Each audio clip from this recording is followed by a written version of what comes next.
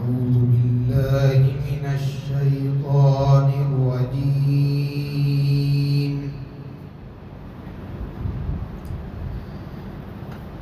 بسم الله الرحمن الرحيم.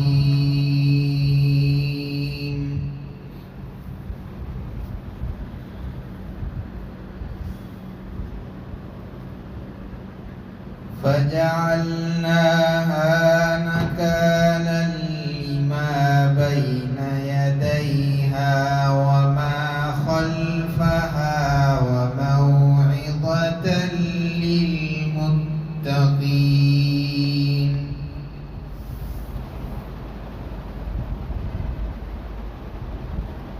وإذ قال موسى لقومه إن الله يأمركم أن تذبحوا بقرة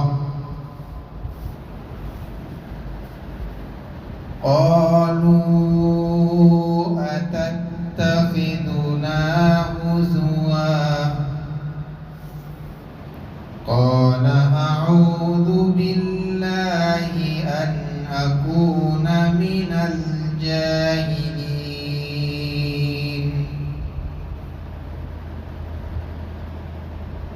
قالوا ادع لنا ربك يبين لنا ما هي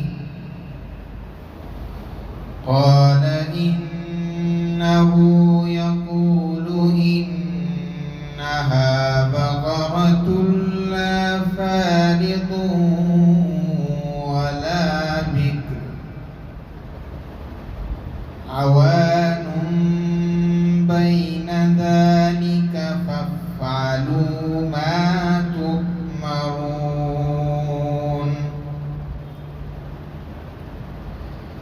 قالوا ادع لنا ربك يبين لنا ما لونها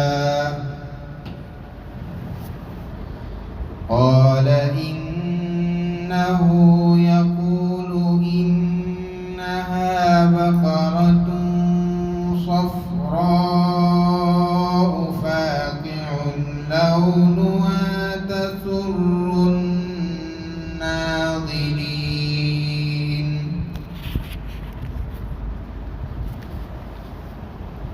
قالوا ادع لنا ربك يبين لنا ما هي إن البقرة شابه علينا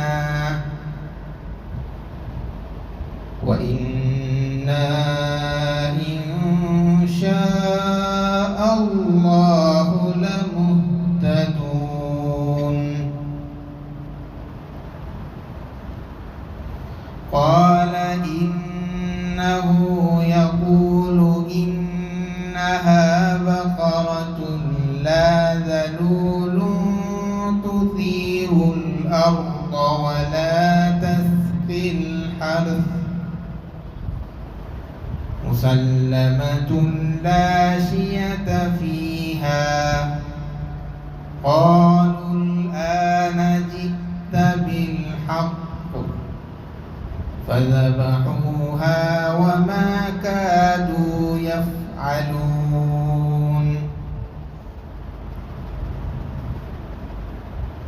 وإذ قتلتم نفسا فادارأتم فيها والله مخرج ما كنتم تكتمون. فقلنا اضربوه ببعضها كذلك يحيي الله الموتى ويريكم آياته لعلكم تعقلون. صدق الله العظيم.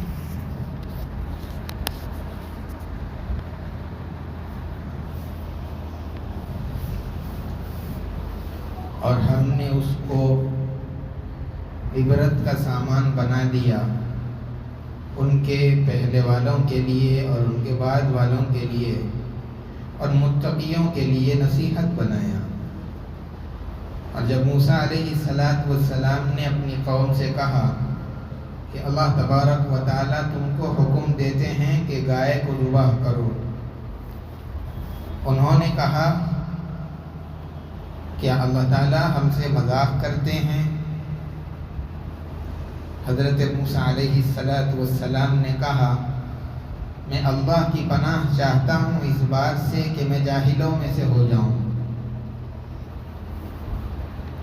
قوم نے کہا کہ آپ اپنے رب سے پوچھئے کہ وہ ہمارے لیے گائے کے متعلق بیان کرے۔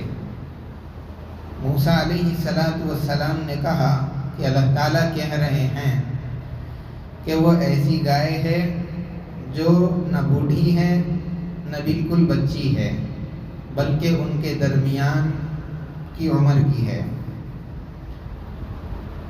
چنانچہ تم وہ کام کرو جس کا تم کو حکم دیا گیا ہے۔ انہوں نے کہا کہ آپ اپنے رب سے پوچھئے کہ وہ ہمارے لیے اس کے رنگ کو بیان کرے۔ موسیٰ علیہ السلام نے کہا کہ اللہ تعالیٰ کہتے ہیں کہ وہ زردی مائل گائے ہے جس کا رنگ بالکل صاف ہے اور دیکھنے والوں کو بھاتی ہے۔ ان لوگوں نے کہا کہ اے موسیٰ اپنے رب سے پوچھئے کہ وہ ہمارے لیے یہ بات بیان کرے، گائے کے متعلق بیان کرے، کیونکہ گائے ہم پر مشتبہ ہو گئی اور ہم انشاءاللہ سیدھی راہ پانے والے ہیں۔ موسیٰ علیہ السلام نے کہا کہ اللہ تعالیٰ کہتے ہیں کہ وہ ایسی گائے ہے جس نے نہ کبھی زمین جوتی اور نہ ہی کھیتی کو سیراب کیا، صحیح سالم ہے، اس میں کوئی داغ نہیں۔ ان لوگوں نے کہا کہ اب حق آپ لے کر کے آئے ہیں، چنانچہ انہوں نے اس کو ذبح کیا اور قریب تھا کہ وہ نہ کر پاتے۔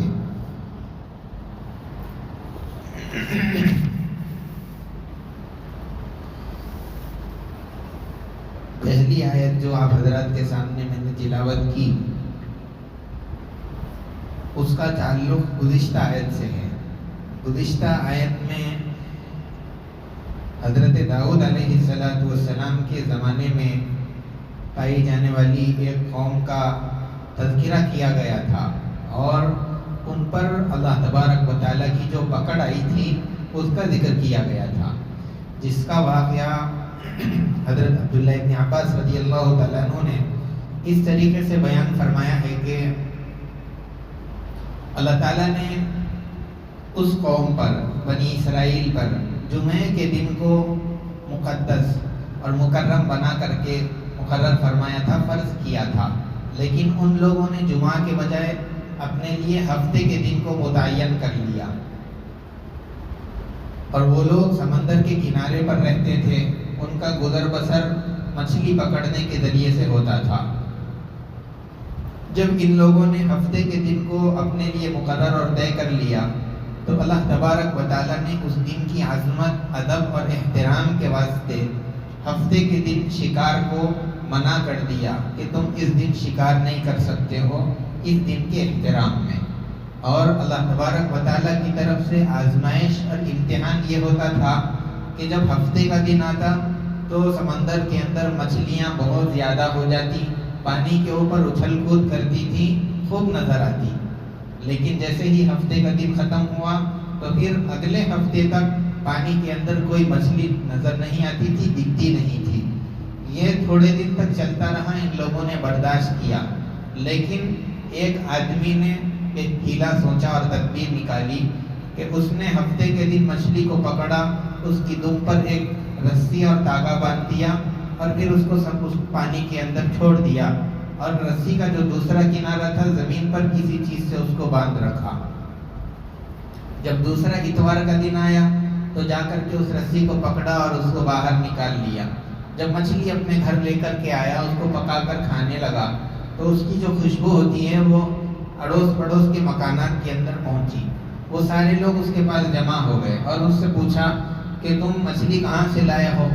اس نے کہا کہ میں اتوار کے دن ہی پکڑتا ہوں، بس یہ تدبیر کر لیتا ہوں.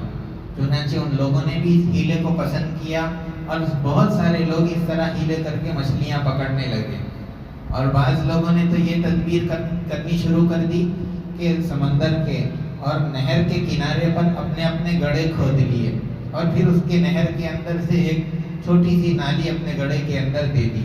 مچھلیاں اس چھوٹی سی نالی کے اندر سے تیرتے ہوئے آ کر کے ان کے گڑھے میں گرتے اور پھر جب مچھلیاں اس گڑھے میں آ جاتی تو وہ واپس جانے کا راستہ بند کر دیتے اور اتوار کے دن آتے اور اس گڑھے میں سے اپنی ساری مچھلیاں نکال کر لے جاتے. اس طریقے سے وہ ہیلے بہانے کر کے مچھلیوں کا شکار کرنے لگے. ایک لمبے زمانے تک یہ چلتا رہا، لیکن انہی لوگوں میں سے بعض نیک صالح اللہ سے ڈرنے والے بندے بھی تھے. ان لوگوں نے ان کو منع بھی کیا اور یہ کہا کہ تم لوگ اس طرح کیوں کرتے ہو؟ یہ ہیلے بہانے کر رہے ہو لیکن اصل پکڑنا تو ہفتے ہی کے دن ہو رہا ہے. اس طرح سے مت کرو، کہیں ایسا نہ ہو جائے کہ تم پر اللہ کا عذاب اور اس کی پکڑ آ جائے. لیکن پھر بھی وہ نہ مانتے اور یہ منع کرنے والوں کے اور شکار کرنے والوں کے علاوہ ایک تیسری جماعت بھی ان لوگوں کے اندر تھی جو مصلحت پسند تھی.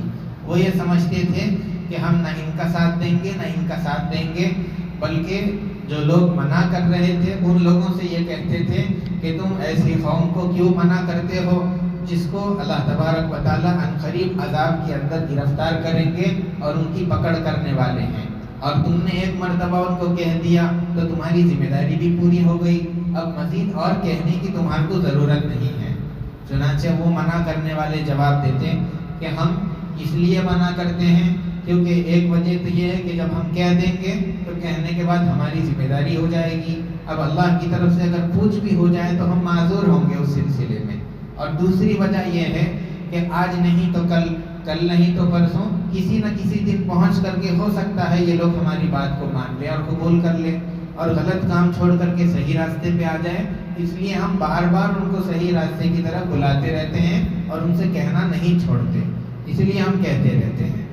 الغرض یہ کہنے کا سلسلہ چلتا رہا اور جو مومنین تھے وہ ایک طرف اور جو نافرمان شکار کرنے والے تھے وہ ایک طرف اور جو درمیانی لوگ تھے وہ بھی اسی طرف. اس طرح سلسلہ جب چلتا رہا اور مومنین نے یہ دیکھا کہ یہ لوگ شکار سے باز نہیں آ رہے ہیں تو اپنی ایک الگ سے بستی قائم کی اور ان کی بستی کے اور ہماری بستی کے درمیان میں ایک دیوار قائم کر لی اور ایک دروازہ لگا دیا. اب صبح کے وقت میں وہ دروازہ کھول دیا جاتا، یہ لوگ اس علاقے میں جاتے، وہاں والے یہاں آتے، لیکن جیسے ہی رات ہو جاتی تو درمیان کا دروازہ بند کر دیا جاتا تھا. ایک وقت گزرنے کے بعد ایک صبح ایسی ہوئی کہ وہاں سے دروازہ کھولا نہیں گیا اور ساتھ ہی اس شکار کرنے والوں کی بستیوں سے کوئی آواز بھی نہیں آ رہی تھی. جب یہ مومنین نے یہ ماجرا دیکھا تو دیوار پر سے چڑھ کر کے دیکھنے لگے تو بڑا عجیب منظر ان کو نظر آیا کہ وہاں پر جتنے انسان تھے جو گھروں کے اندر رات کو کنڈی لگا کر کے سوئے تھے وہ سارے اپنے گھروں ہی کے اندر بندر بنا دیے گئے ہیں. اللہ تعالیٰ نے ان کی پکڑ فرمائی، ان کے چہروں کو مست کر دیا اور بندر کی شکل ان کو دے دی. جو چھوٹے بچے تھے وہ چھوٹے بندر کی شکل کے اندر اور جو بڑے آدمی تھے وہ بڑے بندروں کی شکل میں اور عورتیں بھی بندریوں کی شکل کے اندر تبدیل کر دی گئی تھی.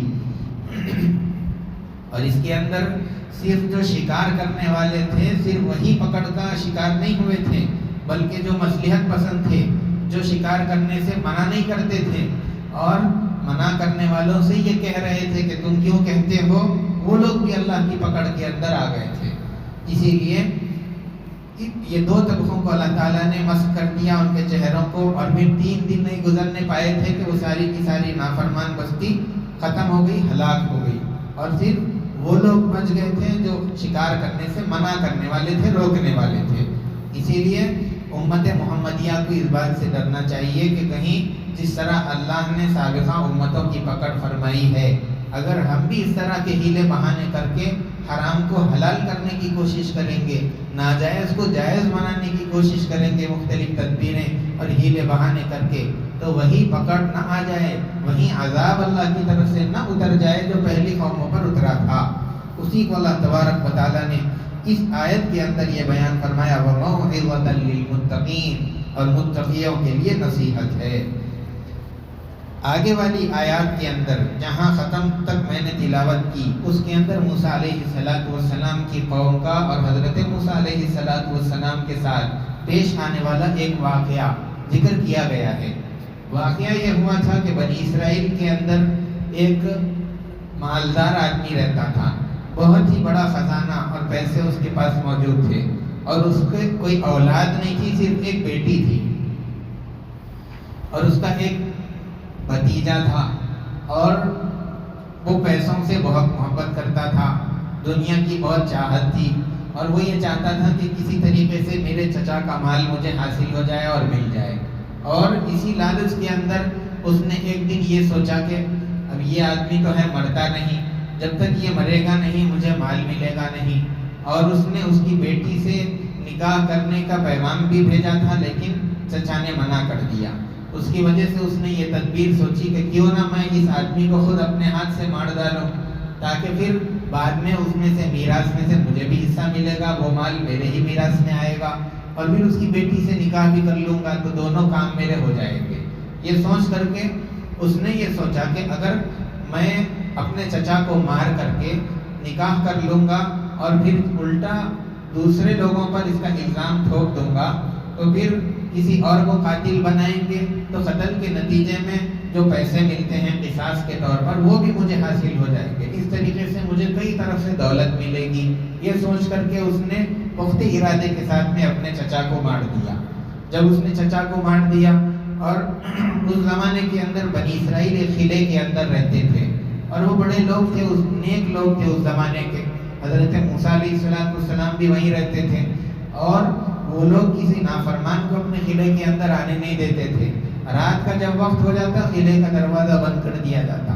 اب یہ رات کے اندھیرے کے اندر اپنی چچا کی لاش کو لے جا کر اس قلعے کے دروازے کے پاس چھوڑ کر کے آ گیا، اور اپنی بستی کے اندر آ کر کے اس نے الٹا یہ شور کرنا شروع کر دیا کہ میرا چچا نہیں مل رہا ہے، میرے چچا کو کسی نے قتل کر دیا، گویا کہ اس کو کچھ پتہ ہی نہیں ہے۔ اس طریقے سے شور کرنے لگا۔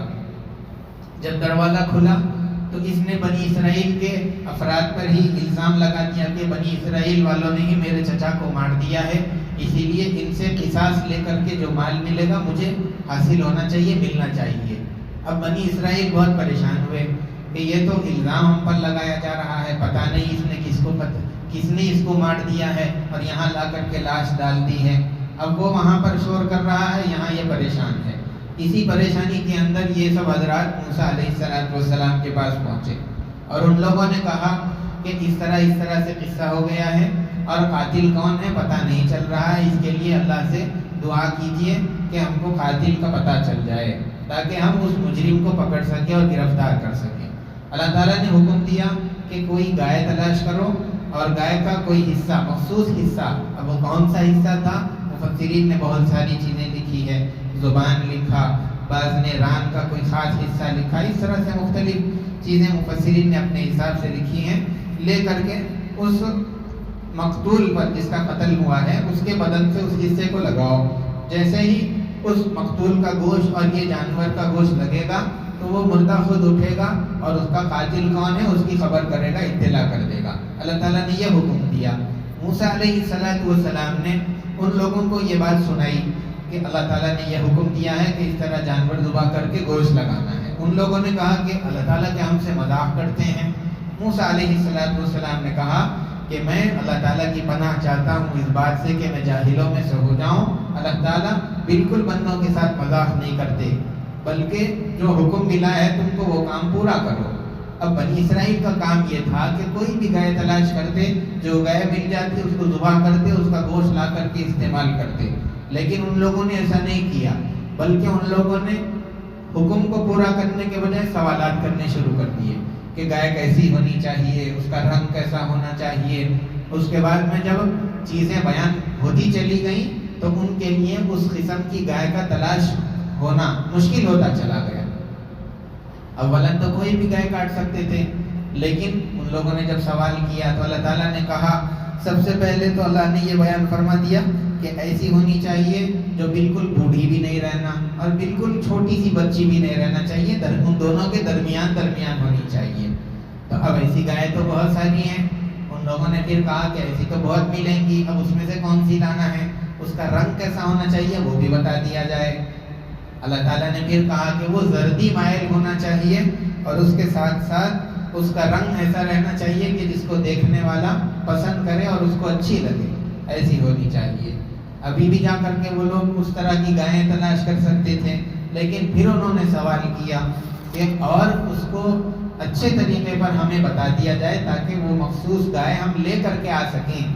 اس کے نتیجے میں اللہ تعالیٰ کی طرف سے اور ایک قید یہ بتائی گئی کہ ایسی ڈھونڈ کر کے لاؤ کہ جس کو کبھی ہل چلانے کے اندر استعمال نہیں کیا گیا، اور اسی طریقے سے کھیت کو پانی دینے میں سیراب کرنے کے واسطے اس کو استعمال نہیں کیا گیا ہے، ایسی گائے ہونی چاہیے۔ اور پھر اس کے بدن پر کوئی ایک داغ دھبا بھی نہیں رہنا چاہیے، ایسی صاف ستھری گائے ہونی چاہیے۔ جب اتنے سوالات کیے گئے تو اللہ کی طرف سے بھی اتنی قیودات، اتنی بندشیں ہوتی چلی گئی۔ اب ایسی گائے کا ڈھونڈنا ان کے لیے مشکل ہو گیا، اسی لیے قرآن نے یہاں آخر میں کہا وَمَا كَادُوا يَفْعَلُونَ، قریب تھا کہ وہ یہ کام نہیں کر پاتے تھے۔ اتنی زیادہ قیدیں ان کے لیے سوالات کے نتیجے کے اندر بڑھا دی گئی۔ اسی لیے شریعت کا جو بھی حکم مسلمانوں کے ہمارے سامنے آ جائے اس کو فوراً کر لینا چاہیے۔ یہ کیوں، اس طرح کیسے، وہ کیوں، اس طرح سوالات کرتے جائیں گے تو حکم کے اندر دشواری اور مشکلات پیدا ہوں گی۔ اس لیے جو بھی حکم اللہ کی طرف سے آ جائے فوراً اس کو میرے رب کا حکم ہے کہہ کر کے مانتے چلے جانا چاہیے۔ الغرض جب یہ تلاش کرنے کے لیے نکلے تو وہ ایک نوجوان بچے کی گائے تھی، اور ان لوگوں نے بہت ساری قیمتیں اس کے سامنے پیش کی، لیکن وہ دینے سے انکار کرتا رہا۔ اولاً ان لوگوں نے قیمت بتائی کہ تم یہ ایک گائے دے دو، اس کے بدلے میں 2 گائیں لے لو۔ پھر اس نے منع کر دیا، پھر انہوں نے قیمت بڑھاتی رہی، 3 گائیں اس کے بدلے میں لے لو، 4 لے لو، 5 لے لو، یہاں تک کہ ان لوگوں نے کہا کہ اس ایک گائے کے بدلے میں ہم تم کو 10 گائیں دینے کے لیے تیار ہے، لے لو۔ لیکن اس نے منع کیا، اس نے کہا کہ میں یہ گائے تم کو نہیں دے سکتا، اس لیے کہ وہ اپنے والدین کا بڑا فرمانبردار بچہ تھا، اور اس کے نتیجے کے اندر ہی اللہ تبارک و تعالیٰ نے اس کو وہ گائے عطا کی تھی، اسی لیے وہ دینے سے منع کر رہا تھا۔ اب وہ قیمت دینے کے لیے تیار نہیں تھا، اور یہ لوگ بڑھاتے جا رہے ہیں لیکن وہ ماننے کے لیے تیار نہیں۔ بالآخر بنی اسرائیل موسیٰ علیہ السلام کے پاس آئے اور انہوں نے کہا کہ ہم نے اتنی زیادہ قیمت بھی اس کے سامنے رکھی لیکن وہ ماننے کے لیے تیار نہیں ہے، دے نہیں رہا ہے۔ موسیٰ علیہ السلام نے کہا کہ تم نے سوالات کیے، تمہارے لیے بندشیں ہوتی چلی گئی، اور ان ساری صفات، یہ ساری جو صفات ہے وہ صرف ایک گائے کے اندر پائی جا رہی ہے، اسی لیے اب وہ بچہ جتنی بھی قیمت مانگتا ہے وہ ادا کرو اور وہ گائے لے کر کے آؤ۔ چنانچہ وہ لڑکا اس بات پر راضی ہوا کہ میری گائے کا جو وزن ہے اس وزن کے برابر مجھے سونا ملنا چاہیے۔ چنانچہ ان لوگوں نے اس گائے کے وزن کے برابر سونا ادا کیا۔ ادا کرنے کے بعد اس گائے کو لے کر آئے، ذبح کیا، پھر اس کے بعد جو حصہ لگانے کو کہا گیا تھا وہ حصہ نکال کر کے اس مردے کو لگا دیا۔